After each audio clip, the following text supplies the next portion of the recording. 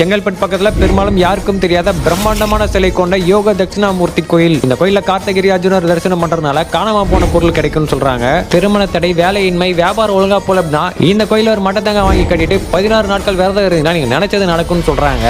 இந்த கோயில் எங்க இருக்குன்னு சொல்றேன், டைம் இருக்கவங்க போயிட்டு வாங்க. அதுக்கு முன்னாடி இந்த மாதிரி யூனிக்கான டெம்பிள்ஸ்க்கு நம்ம பேஜை ஃபாலோ பண்ணிக்கோங்க. இந்த கோயில் எங்க இருக்குன்னா NH45 தேசிய நெடுஞ்சாலையில கடமலை புத்தூர் அப்படின்ற ஊர்ல தான் இருக்கு. மேல்மருவத்துல இருந்து 9 கிலோமீட்டர் தூரத்துல இந்த கோயில் அமைஞ்சிருக்கு. இந்த கோயிலோட நுழைவாயிலே பிரம்மாண்டமான தட்சிணாமூர்த்தி சிலை உங்களால தரிசனம் பண்ண முடியும். பெரும்பாலும் நீங்க சவுத் சைடுல இருந்து சென்னை ரிட்டர்ன் ஆகும்போது கண்டிப்பா இந்த கோயிலை பார்த்து இருந்திருப்பீங்க. அப்படி ஆல்ரெடி பார்த்துருந்தீங்கன்னா மறக்காம கமெண்ட்ஸ்ல சொல்லுங்க. இந்த கோயில பஞ்சமுக விநாயகர், காரிய சித்தி ஆஞ்சநேயர், வீரராகவ பெருமாள் உங்களால தரிசனம் பண்ண முடியும். அது மட்டும் இல்லாம இந்த கோயில மும்மூர்த்தி உங்களால தரிசனம் பண்ண முடியும். கோயிலுக்கு வர பக்தர்கள் மட்டத்தங்க வாங்கி அவங்க வேண்டுதல் நிறைவேற இந்த கம்பியில கட்டிட்டு போறாங்க. உங்களுக்கும் சீக்கிரமா கல்யாணம் ஆகணும், வேலை கிடைக்கணும், இல்ல வியாபாரம் நல்லா போகணும் அப்படின்னா இந்த கோயில மட்டத்தங்க கட்டிட்டு 16 நாட்கள் விரதம் இருந்தீங்க அப்படின்னா கண்டிப்பா நீங்க நினைச்சது நடக்கும்னு சொல்றாங்க.